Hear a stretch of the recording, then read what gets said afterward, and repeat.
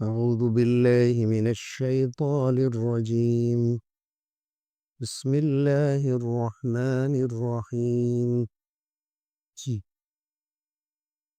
وَإِن طَائِفَتَانِ مِنَ الْمُؤْمِنِينَ اقْتَتَلُوا فَأَصْلِحُوا بَيْنَهُمَا فَإِن بَغَتْ إِحْدَاهُمَا عَلَى الْأُخْرَى فَقَاتِلُوا الَّتِي تَبْغِي حَتَّى تَفِيءَ إِلَى أَمْرِ اللَّهِ فَإِن فَاءَتْ فَأَصْلِحُوا بَيْنَهُمَا بِالْعَدْلِ وَأَقْسِطُوا إِنَّ اللَّهَ يُحِبُّ الْمُقْسِطِينَ. إِنَّمَا الْمُؤْمِنُونَ إِخْوَةٌ فَأَصْلِحُوا بَيْنَ أَخَوَيْكُمْ وَاتَّقُوا اللَّهَ لَعَلَّكُمْ تُرْحَمُونَ. يَا أَيُّهَا الَّذِينَ آمَنُوا لَا يَسْخَرْ قَوْمٌ مِّن قَوْمٍ عَسَىٰ أَن يَكُونُوا خَيْرًا مِّنْهُمْ وَلَا نِسَاءٌ مِّن نِّسَاءٍ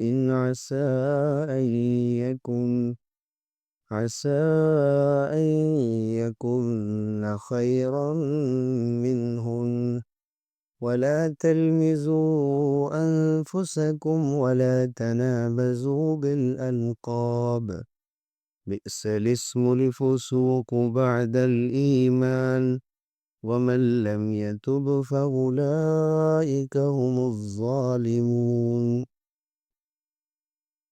اور اگر مسلمانوں کے دو گروہ آپس میں لڑ پڑیں تو ان کے درمیان صلح کرا دو. پھر اگر ایک فریق دوسرے فریق پر زیادتی کرے تو زیادتی کرنے والوں سے لڑو یہاں تک کہ وہ اللہ کے فیصلے پر آ جائیں. پھر اگر وہ رجوع کر لیں تو ان کے درمیان عدل کے ساتھ صلح کرا دو اور انصاف سے کام لو. یقیناً اللہ انصاف کرنے والوں کو پسند کرتا ہے. سارے مسلمان بھائی بھائی ہیں، اس لیے اپنے دو بھائیوں کے درمیان صلح کرا دیا کرو اور اللہ سے ڈرتے رہو تاکہ تم پر رحم کیے جائیں. اے مسلمانوں، مردوں کا ایک گروہ دوسرے گروہ کا مذاق نہ اڑائے. ممکن ہے کہ وہ ان سے بہتر ہوں، اور نہ عورتیں عورتوں کا مذاق اڑایا کریں. ہو سکتا ہے کہ وہ دوسری عورتیں ان سے بہتر ہوں.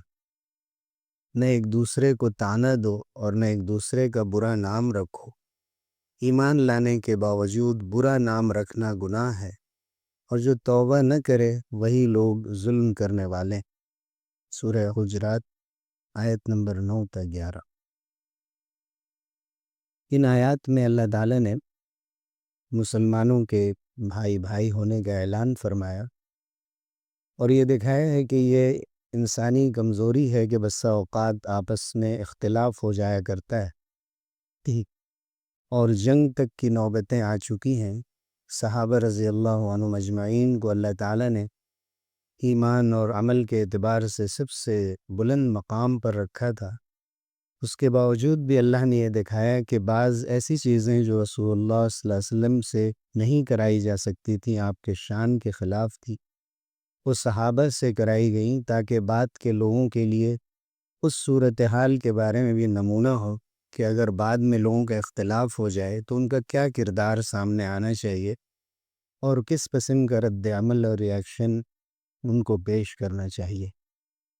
تو ان میں اللہ تعالیٰ نے یہ بیان فرمایا کہ اگر مومنین میں سے دو گروہ آپس میں لڑ پڑے، اس سے یہ معلوم ہوتا ہے کہ لڑنے کے باوجود آپس میں وہ ایک دوسرے کے ساتھ مومن ہی رہتے ہیں. حضرت امام بخاری رحمۃ اللہ علیہ نے اسی آیت سے دلیل دی ہے کہ لا یخرج من الایمان بالمعصیۃ وان عظمت. گناہ کبیرہ کی وجہ سے گناہ چاہے جتنا بھی بڑا ہو کوئی ایمان سے باہر نہیں نکلتا. جیسا کہ خوارج اور معتزلہ جو پرانے زمانے کے فرقے تھے، ان کا یہ ماننا تھا کہ مرتکب کبیرہ مخلد فی النار ہوتا ہے، یعنی اگر کوئی بڑا گناہ کرتا ہے تو ہمیشہ ہمیش کے لیے جہنمی ہو جاتا ہے، چاہے وہ مسلمان. لیکن اہل سنت والجماعت کا عقیدہ یہ ہے، وہ لوگ جو حضور صلی اللہ علیہ وسلم کی سنت پر چلنے والے ہیں اور صحابہ کی جماعت کو حق پر سمجھتے ہیں، ان کا یہ ماننا ہے کہ گناہوں کی وجہ سے ضرور سزا ہو سکتی ہے، لیکن انسان کا ایمان نہیں چھین لیا جاتا۔ پھر یہ فرمایا گیا کہ اگر کوئی گروہ بغاوت پر اتر آئے تو پھر بغاوت کرنے والوں سے تو بہرحال جو اسلامی حکومت ہوگی وہ اسے سزا دے گی اور اس سے جنگ کرے گی، لیکن آپس میں جو اختلافات ہوں گے اس کے بارے میں حکم دیا گیا کہ صلح کرا دیے جائے۔ یہاں یہ نہیں کہا گیا کہ فیصلہ کر دیا جائے، بلکہ صلح کرایا جائے۔ فیصلہ کرنے میں ایک کو اس کا حق مل جاتا ہے، دوسرے کو محرومی کا احساس ہوتا ہے۔ صلح کرانے میں کمپرومائز کرنا پڑتا ہے، کبھی کبھی اپنا حق چھوڑنا پڑتا ہے تاکہ آپس کی محبت باقی رہے اور ایک دوسرے کے ساتھ رابطہ بنا رہے۔ حضور اکرم صلی اللہ علیہ وسلم کے ساتھ حضرت حسن ابن علی ابن ابی طالب رضی اللہ عنہ ایک مرتبہ ممبر پہ تھے۔ حضور صلی اللہ علیہ وسلم نے حضرت حسن کی طرف اشارہ کر کے فرمایا، ان ابنی ھذا سید، میرا یہ بیٹا یعنی میرا نواسہ سردار ہوگا، وَلَعَلَّ اللَّهَ أَن يُصْلِحَ بِهِ بَيْنَ فِئَتَيْنِ عَظِيمَتَيْنِ مِنَ الْمُسْلِمِينَ، اور امید ہے کہ اللہ تعالیٰ ان کے ذریعے سے مسلمانوں کے دو بڑے گروہوں میں، دو بڑی جماعتوں میں صلح کرا دے گا۔ اور یہی ہوا۔ سن 41 ہجری میں حضرت حسن رضی اللہ عنہ نے صرف حکومت اس لیے چھوڑ دی تاکہ مسلمانوں میں اتفاق رہے، اور اسی لیے اس کو عام الجماع کہا جاتا ہے، یعنی جماعت کو جوڑے رکھنے کے لیے اور مسلمانوں کے اتفاق کو باقی رکھنے کے لیے جو کام کیا گیا اس کا خاص سال اور اس کا برس۔ پھر فرمایا گیا کہ اگر یہ لوٹ آئیں، بغاوت سے باز آ جائیں، پھر صلح کرا دو انصاف کے ساتھ۔ پھر الگ سے کہا گیا اب اقسطوا، انصاف کرو، بے شک اللہ تعالیٰ انصاف کرنے والوں کو پسند کرتا ہے۔ یہ نہ ہو کہ کسی ایک کی طرفداری ہو جائے اور دوسرے کو نظر انداز کر دیا جائے۔ حضور اکرم صلی اللہ علیہ وسلم نے حدیث میں فرمایا کہ ان المقسطین علی منابر من لؤلؤ، کہ جو انصاف کرنے والے لوگ ہیں وہ موتیوں کے منبر پر ہوں گے قیامت کے دن، اللہ تعالیٰ ان کا اتنا درجہ بڑھا دے۔ پھر فرمایا گیا کہ ایمان والے آپس میں بھائی بھائی، پھر فرمایا گیا کہ بھائیوں کے درمیان صلح کرا دو، اگرچہ ان میں خونی اور نسب کا رشتہ نہیں ہے۔ 3 مرتبہ صلح کا حکم 2 ہی آیتوں کے درمیان دیا گیا۔ اس سے معلوم ہوتا ہے کہ صلح کی کیا اہمیت ہے۔ بدرجہ اولیٰ جب شوہر اور بیوی میں اور باپ اور بیٹے میں اختلاف ہو جائے، خاندان میں اختلاف ہو جائے، تو اس سے معلوم ہوتا ہے کہ صلح کی کتنی بڑی اہمیت ہے۔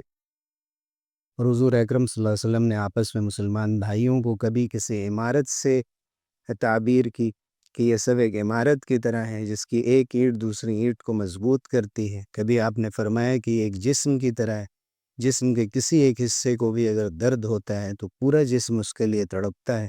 ایسے ہی مسلمانوں کو آپس میں ہونا چاہیے۔ اللہ سے ڈرتے رہو تاکہ تم پر رحم کیا جائے، یعنی رحم کے لیے ضروری ہے کہ تمہارے اندر تقوی ہو، اخوت ہو، اور ایمانی بنیادوں پر ایک دوسرے کے بھائی بن کر رہو۔ اسی کی ایک مثال دی گئی کہ ایمان والوں کے لیے یہ بالکل جائز نہیں ہے کہ بعض مرد دوسرے مردوں کا مذاق اڑائیں۔ آپس میں ہنسی مذاق کر لینا جس سے ایک دوسرے کو تکلیف نہ ہو اور بات، لیکن کسی کا مذاق اڑانا یہ غرور کی بات ہے اور دوسروں کو نیچا دکھانا ہے۔ اسی لیے کبر اور غرور کی حضور صلی اللہ علیہ وسلم نے تعریف ہی یہی کی ہے کہ الکبر بطر الحق وغمط الناس۔ کبر کہتے ہیں، غرور اور ایگو کہتے ہیں ایسی چیز کو کہ انسان حق کو نظر انداز کر دے، حق بات کو الگ کر دے، اسے کنارے کر دے اور لوگوں کو نیچا دکھائے، اپنی بات کو اونچا رکھنے کی کوشش کرے، اور اس کے لیے اگر ضرورت پڑے تو لوگوں کا مذاق بھی اڑاتا ہوں۔ اللہ تعالیٰ نے فرمایا کہ ہو سکتا ہے کہ بظاہر دیکھنے میں وہ تم سے کمتر نظر آ رہے ہو لیکن اللہ کے نزدیک تم سے بہتر ہو۔ اسی طرح عورتیں ایک دوسرے کا مذاق نہ اڑائیں، ہو سکتا ہے کہ جن کا مذاق اڑایا جا رہا ہے وہ مذاق اڑانے والی عورتوں سے بہتر ہو۔ اس میں یہ بھی اشارہ مل گیا کہ مرد اور عورتوں کی ایسی بے تکلف مجلس نہیں ہو سکتی کہ مرد عورتوں کا اور عورتیں مردوں کا مذاق اڑائیں۔ مردوں کا الگ ذکر کیا گیا، عورتوں کا الگ ذکر کیا گیا۔ وَلَا تَلْمِزُوا أَنفُسَكُمْ، اور تانے مت دو، ایک دوسرے کا ایسا عیب ذکر مت کرو جس کی وجہ سے وہ شرمندہ ہو جائے۔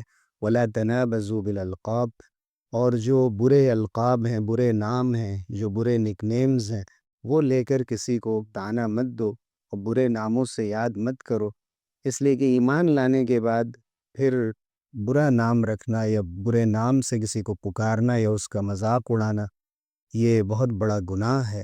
وَمَن لَّمْ يَتُبْ فَأُولَٰئِكَ هُمُ الظَّالِمُونَ، اور جو لوگ توبہ نہیں کریں گے وہی ظلم کرنے والے ہیں۔ یعنی جس انصاف کو اوپر حکم دیا گیا اس انصاف کے خلاف کرنے والے ہیں۔ ابھی یہ سلسلہ اخلاقی تعلیمات کا جاری ہے۔ اللہ تعالی ہم سب لوگوں کو عمل کی توفیق سے نوازے، آمین۔